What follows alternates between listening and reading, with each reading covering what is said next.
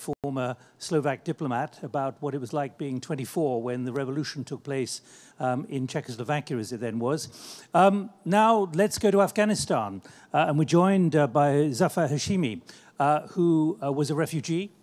He was a young refugee from Kabul. He fled to Pakistan at a young age. What impact did NATO have in his home country? Zafar.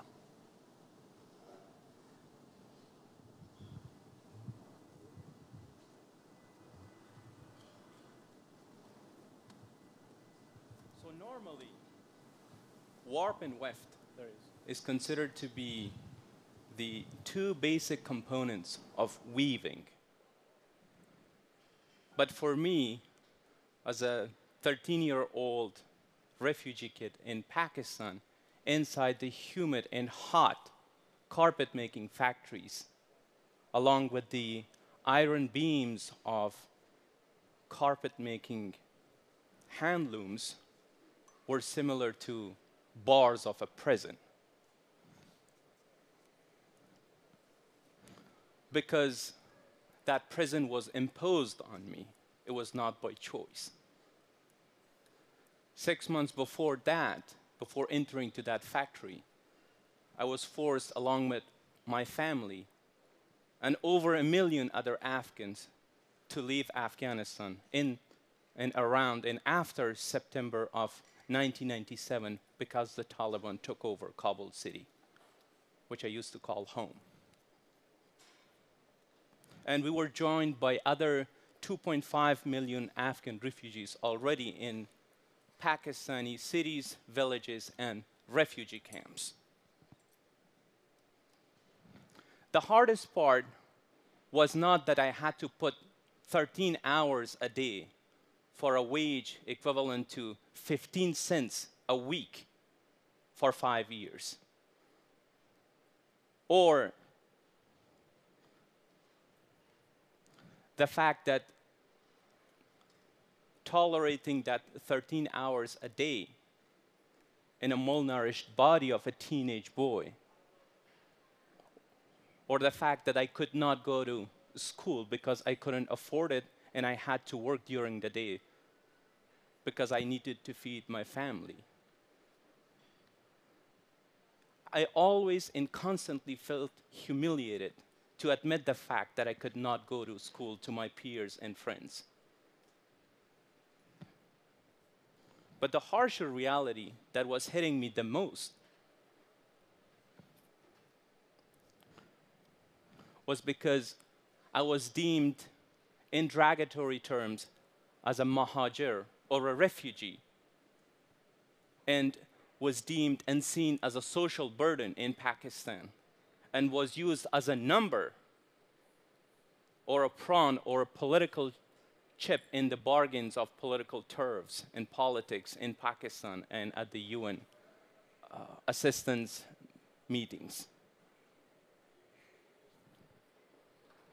But worst of all was to see my country, Afghanistan, being torn into pieces day after day as a result of war, revolts, fighting, and rifts among different groups, including communists and the so-called jihadists, and everyone in between.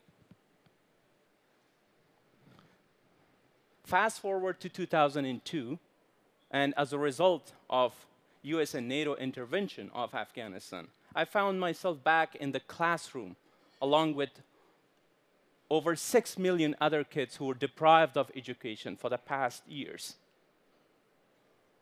And we, as a generation, a new generation of Afghanistan, had a lot to catch up in a very short amount of time. The young generation, which is 60% of the Afghan population under the age of 25, were quickly able to seize all the opportunities, despite the shortcomings, despite the questionable approaches of post-intervention in Afghanistan, were able to use opportunities and do the things that were deemed unprecedented in its nature in the history of the country.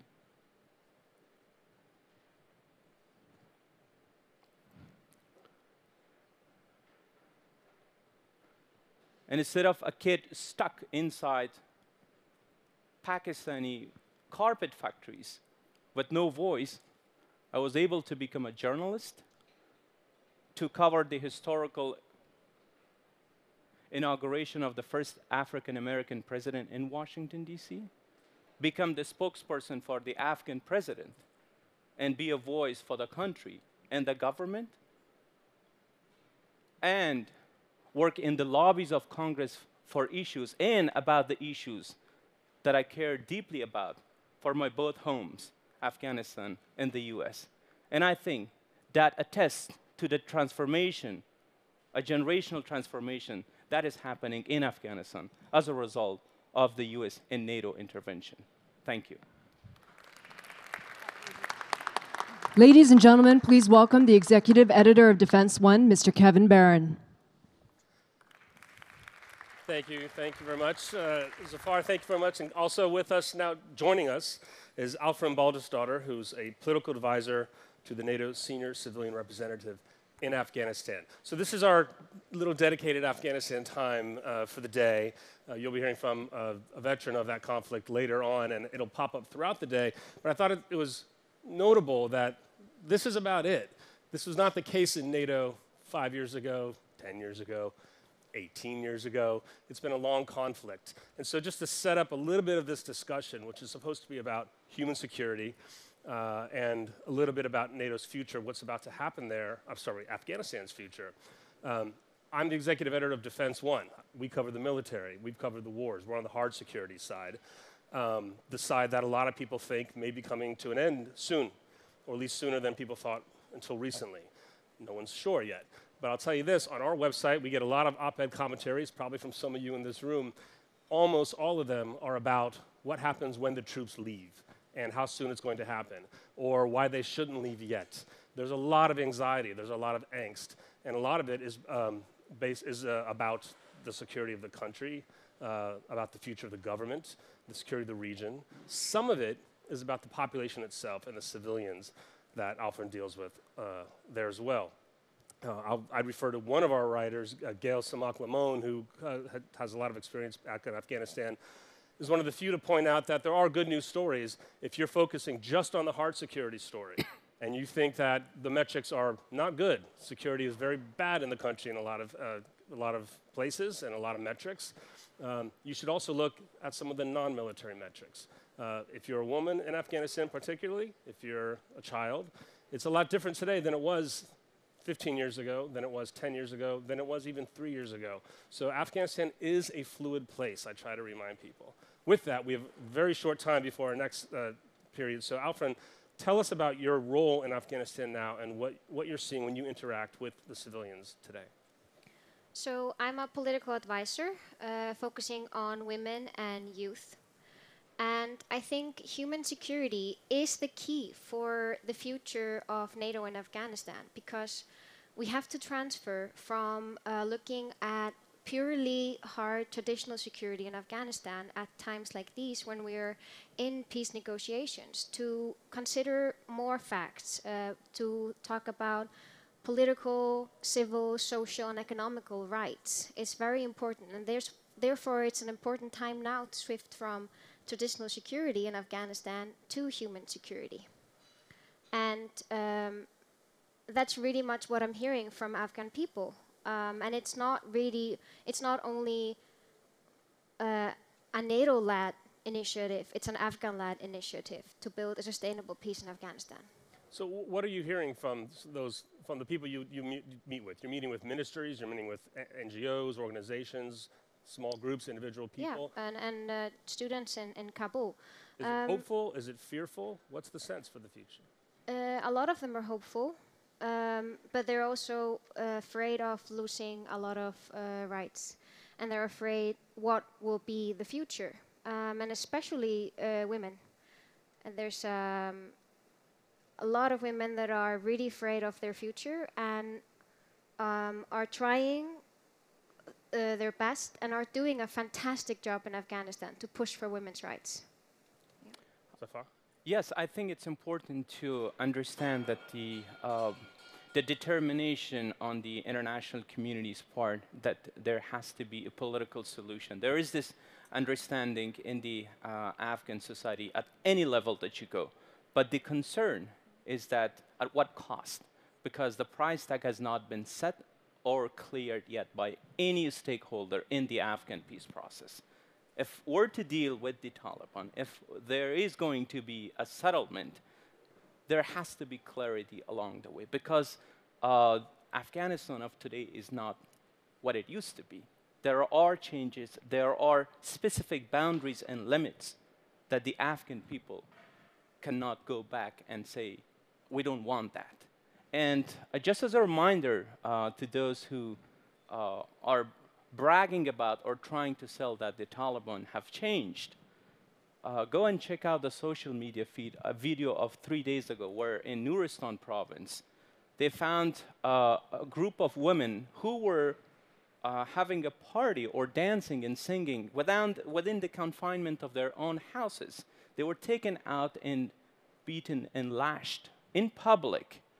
So there is no difference between the Taliban of 1996 and 7 and today. But there is a difference in the attitude of the Afghan people that we do not want to go back. And that has to be addressed if there is an effort, if there is a hope for a sustained peace in settlement in Afghanistan. Yeah, and I want to build on that. And I think if we want to build a sustainable peace in Afghanistan, the peace negotiations and the process has to be inclusive. We have to include women in the process. And they have not only to have a seat at the table, but there have to be a meaningful participation of women. And I think that's the only way to build a sustainable peace in Afghanistan. If someone in the audience wants to raise a hand and ask a question, I'll try to get you in. We're a short session, and we have 5 minutes on the clock, so don't be shy. Shoot your hand up. Not to put you two on the spot, you don't speak for all of NATO or NATO members, but again, in this moment, what kind of future does human security have if there's a withdrawal that begins? Is that something that stays? Does NATO stay in a civilian role that's non-military, or is that not how it works? This has got to be hand in hand, from your understanding. I guess that question is a bit above my pay grade. I definitely think that we have to continue thinking about security in Afghanistan, and we cannot just leave and create a power vacuum. And human security covers that. It's not just about troops. It's about economy. It's about social rights, and it's about human rights. I think it's important to remember why we went to Afghanistan in the first place. I know there is a fatigue of war and questions about the objective of going in Afghanistan at the first place. But remember, it's about values. And also, it's about how foes and friends are watching Afghanistan and the US and NATO mission in Afghanistan. If we were to abandon Afghanistan, it could have global consequences. So there has to be, regardless of peace or political settlement in Afghanistan, there has to be assurances that the values that the NATO forces took NATO forces to Afghanistan and made them fight alongside the Afghan forces are secured and are not compromised. Well, so a lot of Afghanistan's future depends on what the United States government decides, which I think people often forget depends on what the American people decide. And a lot of what Secretary General Stoltenberg has been doing has been trying to sell NATO to the world again in a new era that people may have taken for granted. NATO needs a little bit of selling to populations. You've spent a lot of time in this country in particularly. Do you think the American people get it, what you're trying to say, that even if there's a pullout of any kind, that there is a security that needs to be extended that's beyond just military presence, that there is an American interest to all the things that you're saying?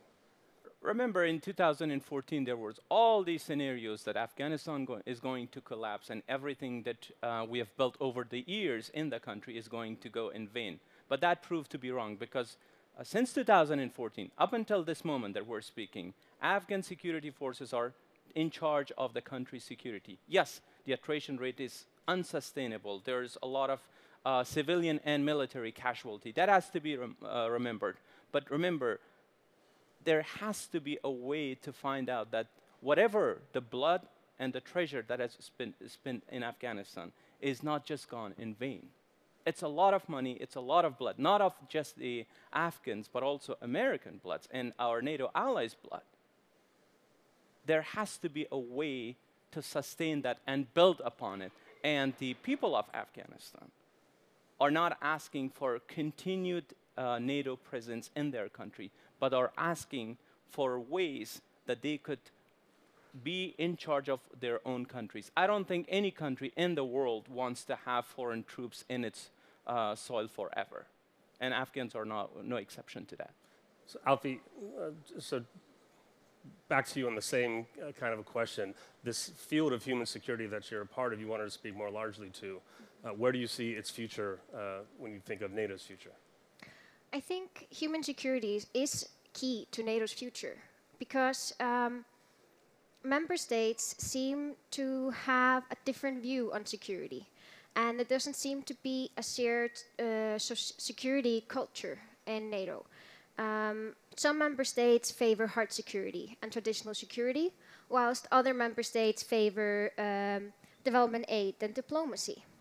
And I think that human security can breach and build a bridge between those member states. So I think human security is the future for NATO. We're in our last minute. Is there any kind of generational divide? I mean, you're both fairly young for this room, for a lot of NATO rooms that I've been in. Is there something to that you both come into this panel and not wearing uniforms into the other part of NATO's mission? I think democracy, human rights has always been core values of NATO. We just live in different times where we are thinking about security in different ways, where security is connected to human rights, and we have to continue that on that way forward. Well, thank you for sharing your stories, especially from Zafar. Part of what they're trying to do here today is to put these personal stories of what the NATO alliance has meant to individuals throughout its history. We're at the end of our time. Thank you very much, and enjoy the rest of the afternoon, everybody. All right, thank you.